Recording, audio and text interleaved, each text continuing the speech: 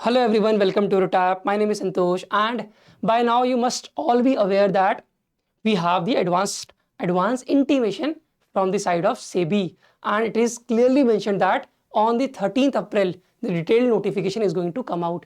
तो अब ये आपके लिए गुड न्यूज़ हो गई. अब you have approximately 2.5 to 3 months to prepare rigorously for this exam. तो अब आपको फोकस अपना शिफ्ट करना है अदर एग्जाम से हटा के only on SEBI, whether you are preparing for NABARD, whether you are preparing for banking exam, whether you are preparing for RBI.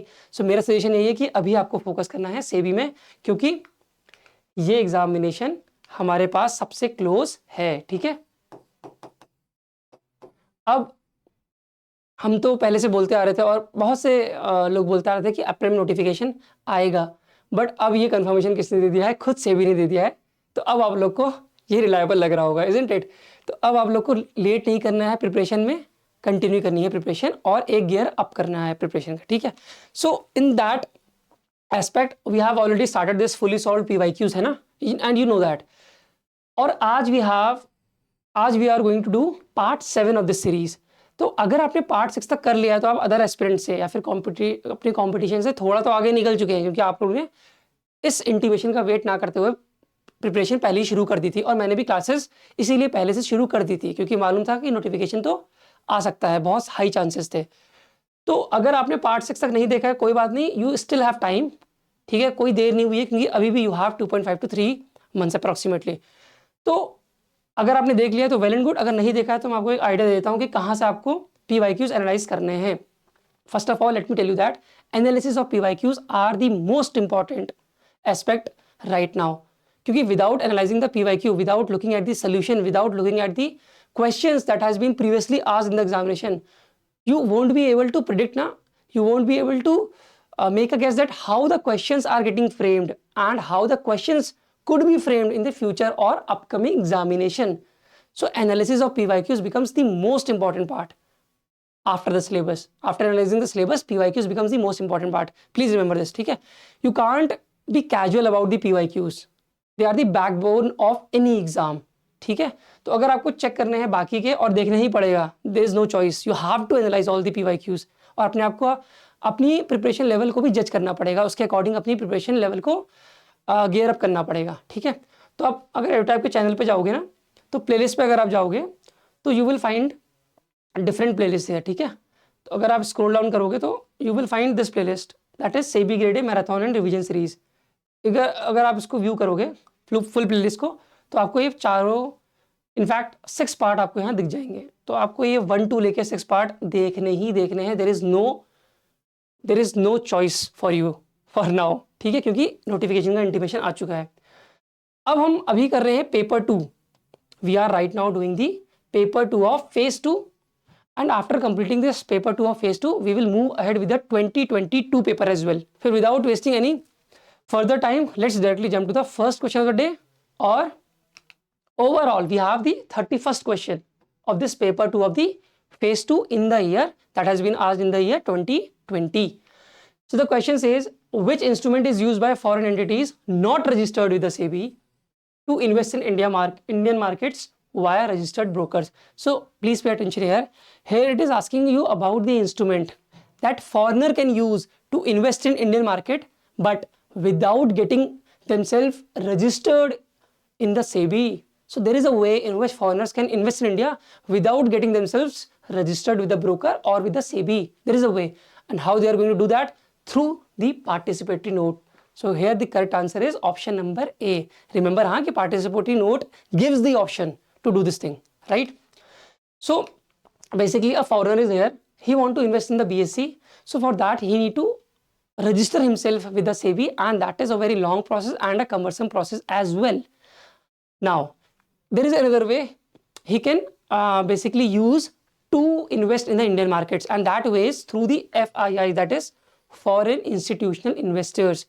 So this foreign institutional investor is going to invest money in the stock exchange, Indian stock exchange, on behalf of the foreigners like him, and he don't have to get himself registered with the SEBI, right? And this FI is going to invest money on his behalf, and he is registered with the SEBI or with the stock exchange. So that's how this foreigner can invest in Indian market, right? Okay, let's move ahead with the 32nd question.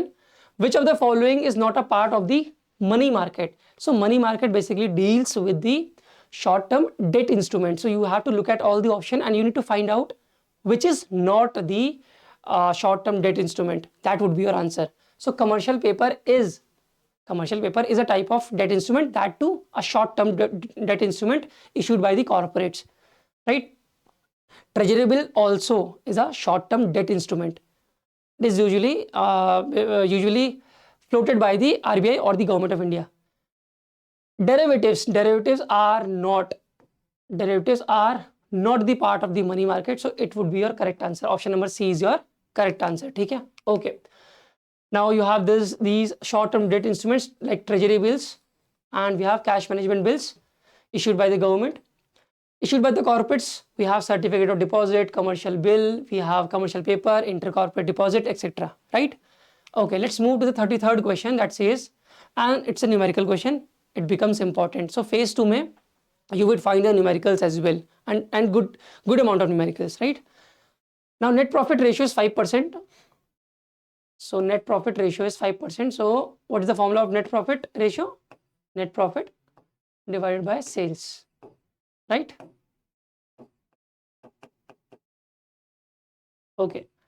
Second information says total asset is 90,000. Good. Return on asset is 9%. Pay attention here. Return on asset. So basically return on asset is giving you net profit from the total asset. So please remember now, you have to know the formula by looking at the terminology. It is saying return on asset. Return on asset means net profit, what the company is generating out of or by using the assets. So that's how you basically derive the formula, right? So return on asset is net profit divided by the total assets. Okay. Now you have to find the total assets turnover ratio. Now total asset turnover ratio, again it is asking you about the turnover, that is sales. So what sales is there with respect to the total asset, right? Now 3 of the formulas are with you. Now this question becomes very easy. You have to find out total asset turnover ratio. मतलब you have to find out this, and you need to have sales with you and you need to have total asset with you. ऐसे ही करते हैं numericals, reverse order में चलते हैं. तो total asset हमारे पास है, as you can see here. तो हमारे पास क्या नहीं है? We don't have sales. तो हमें सेल्स कहाँ से मिलेगा? इन दोनों की हेल्प से. कैसे? Let's analyse. ठीक है, अब हमें सेल्स निकालनी है. सेल्स हमें यहाँ से मिलेगी क्योंकि सेल्स में सेल्स इस फॉर्मूले में आता है. Now see here very carefully, we have 5%, we need to find out sales, but we don't have the net profit as well. हमें नेट प्रॉफिट नहीं दिया है. अगर हमें नेट प्रॉफिट दिया होता तो यहाँ से सेल्स हमारी आ जाती. तो अब एक और प्रॉब्लम हमारे पास है कि हमें पहले नेट प्रॉफिट निकालना है. देखो क्वेश्चन न्यूमेरिकल करने का यही तरीका होता है, इसलिए मैं समझा के धीरे धीरे कर रहा हूँ, वरना मैं तो उसको तुरंत कर देता.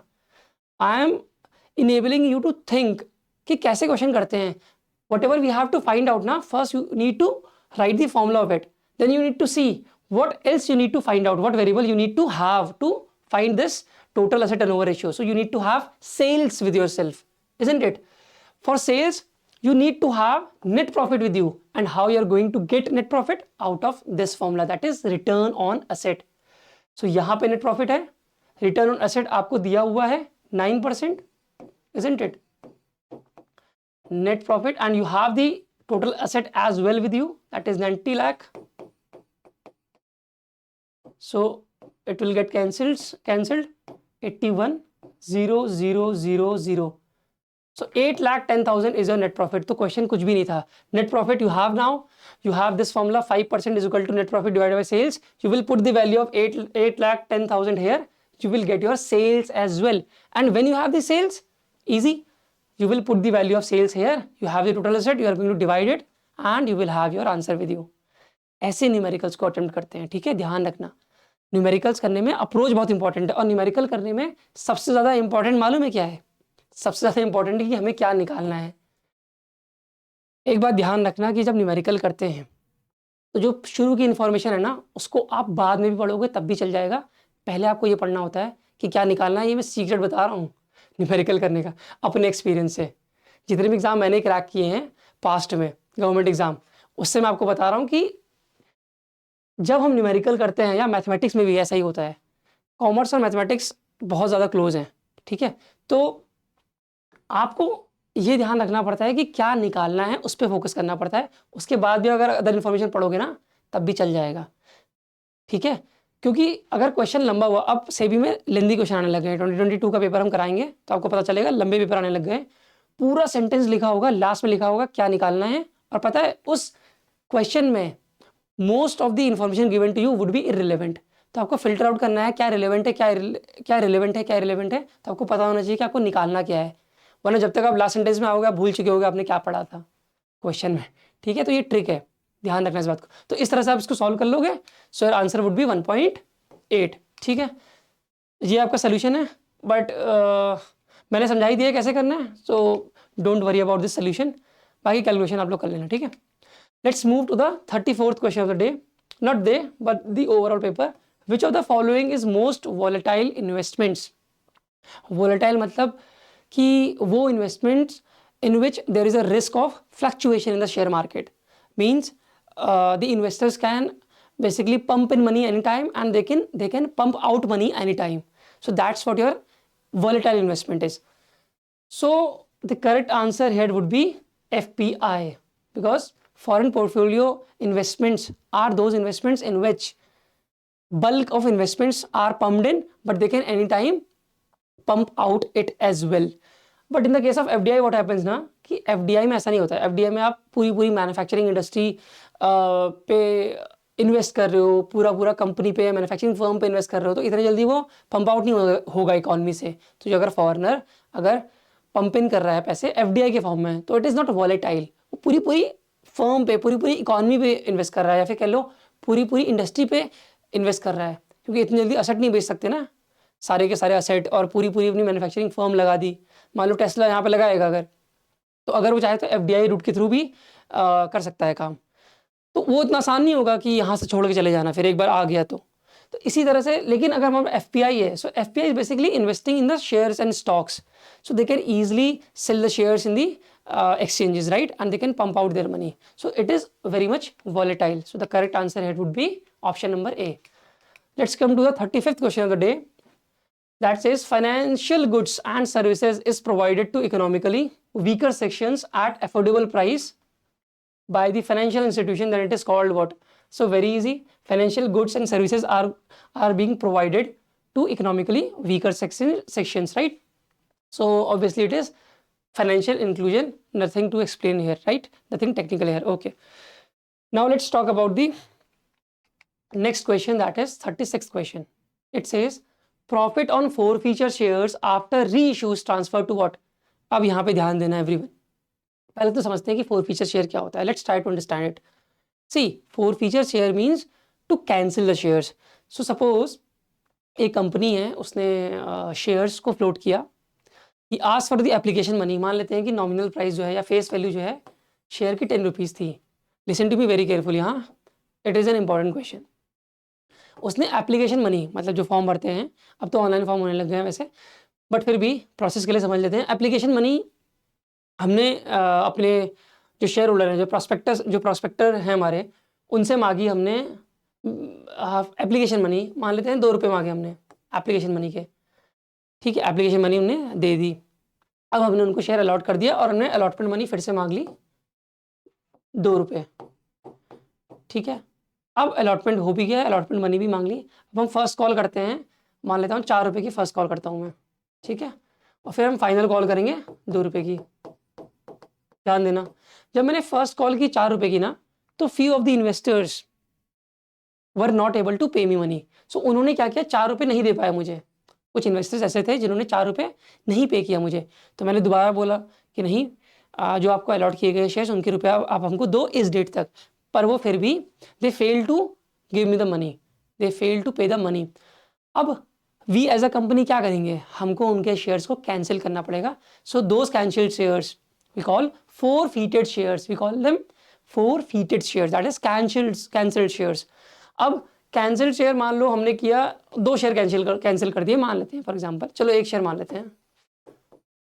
एक शेयर हमने कैंसिल कर दिया मान लो, ठीक है। 1000 शेयर थे, out of 1000 share we cancelled, we forfeited 1 share.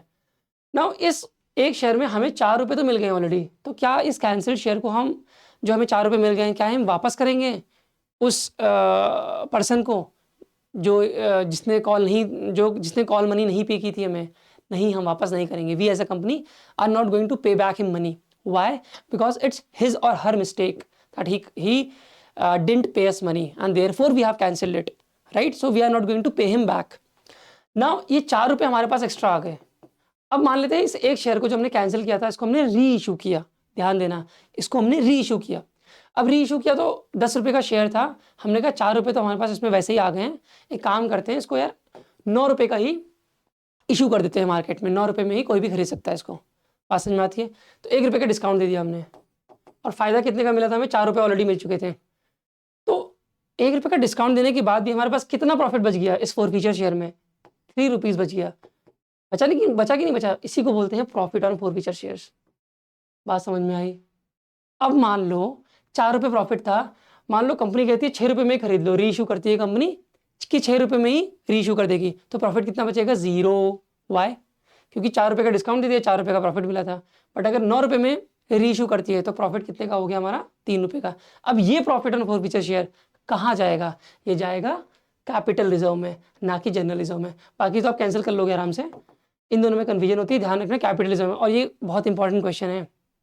अब तो ये चलो आ गया, बट ये जब सेबी का एग्जाम नहीं भी हुआ था ना, तब भी ये क्वेश्चन अकाउंट्स के पॉइंट ऑफ व्यू से इंपॉर्टेंट ही होता है।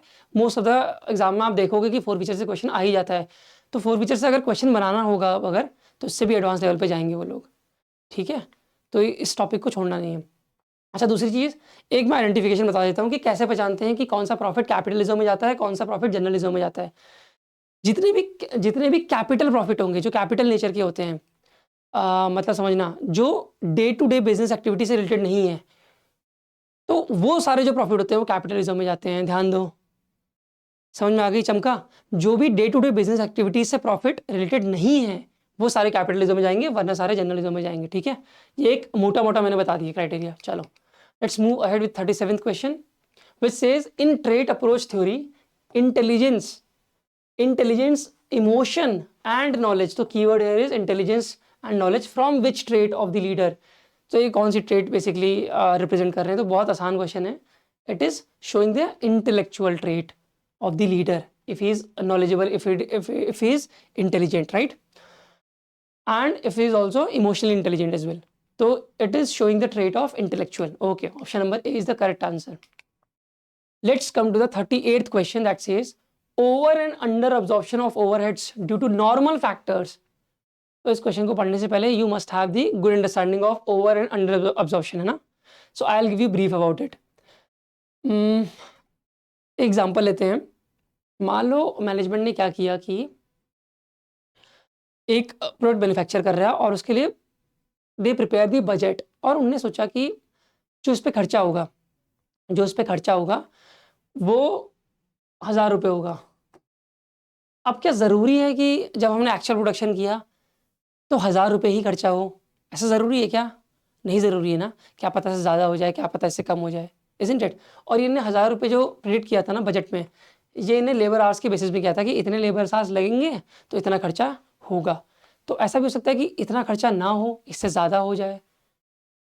तो ज़्यादा हो गया या कम हो गया बजटेड खर्चे से, बजटेड एक्सपेंसेस से, तब अंडर और ओवर अब्जॉर्प्शन होता है। तो आंसर देखने से पहले एक एग्जाम्पल देख लेते हैं, फिर मैं आंसर आपको बताता हूँ कि कैसे निकालेंगे, ठीक है? Let's take the now the precise example. अभी मैंने मोटा मोटा आपको समझा दिया कि अंडर एब्जॉर्प्शन और ओवर एब्जॉर्प्शन कैसे होता है, ठीक है? अब एकदम प्रिसाइज समझना।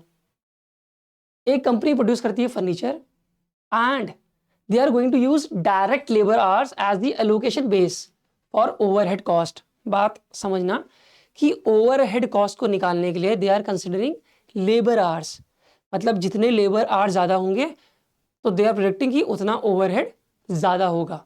तो पर लेबर आवर की कॉस्ट उनने बजट में निकाल दी और एक रेट डिसाइड कर दिया कि मान लो एक लेबर आवर का 10 रुपीज़ रेट है। अभी देखेंगे एग्जैक्ट क्या है एग्जाम्पल के हिसाब से।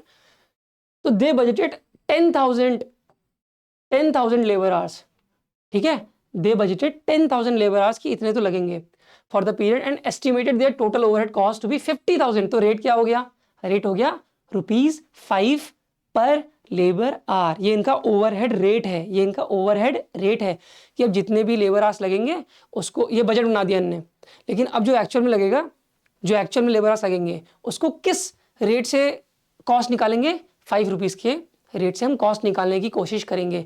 मान लो 2 लेबर आवर लगे तो ₹10 की कॉस्ट हो जाएगी। तो पहले बजट बनाते हैं, ओवरहेड रेट डिसाइड करते हैं, फिर एक्चुअल में कॉस्ट निकालने की कोशिश करते हैं।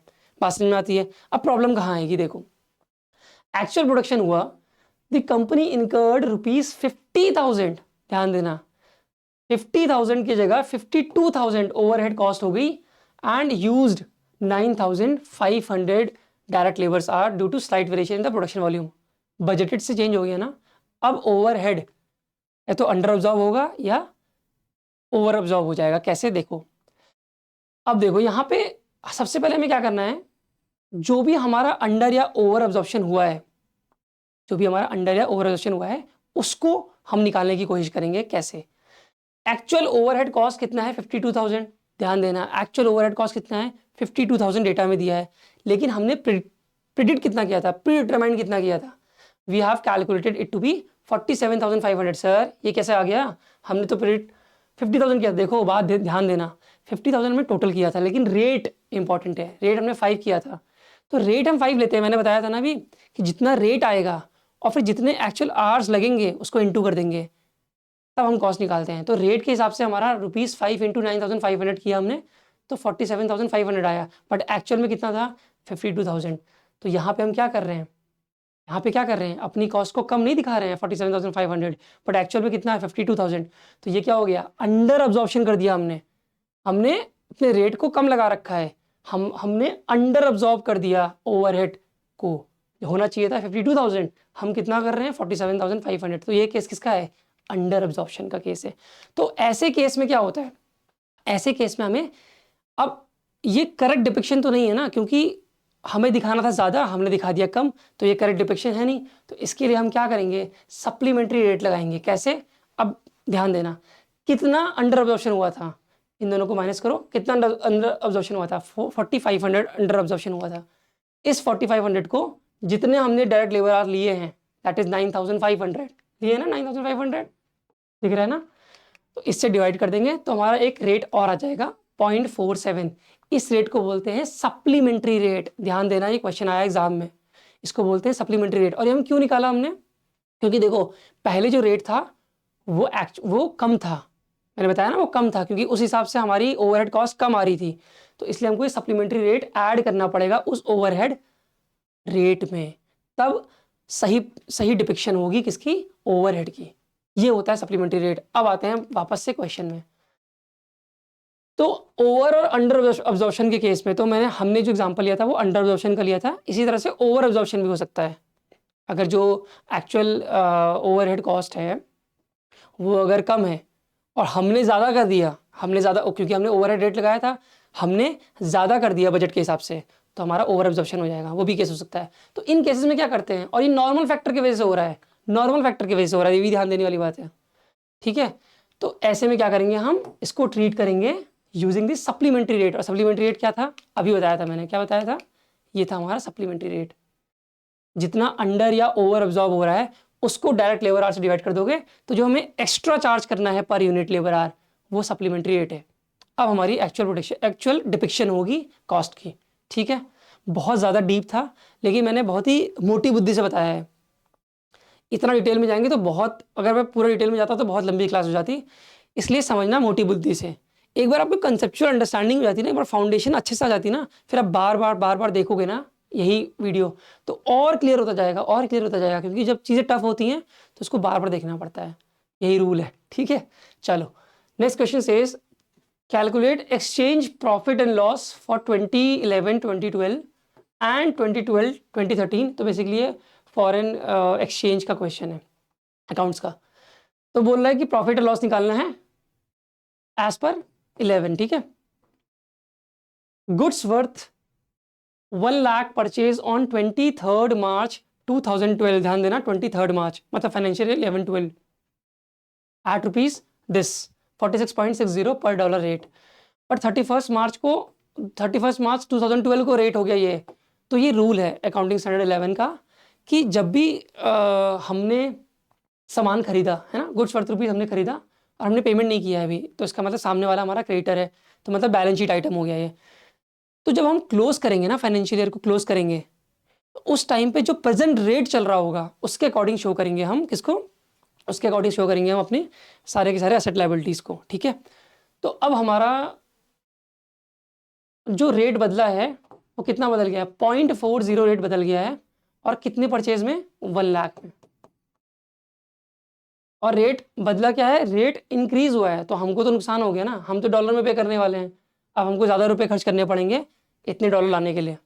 पहले 46.60 था ना, बात समझो, पहले 46.60 था और हमें 1 लाख रुपये, 1 लाख डॉलर देना था, तो पहले हमारे कम रुपए लगते, पहले हमारे कम रुपए लगते। अब रेट हो गया 47, रेट हो गया 47। ठीक है, तो अब उसी 1 लाख डॉलर को पे करने के लिए हमें ज़्यादा रुपए देने पड़ेंगे, और कितने ज़्यादा देने पड़ेंगे, 0.40 पर डॉलर ज़्यादा देने पड़ेंगे।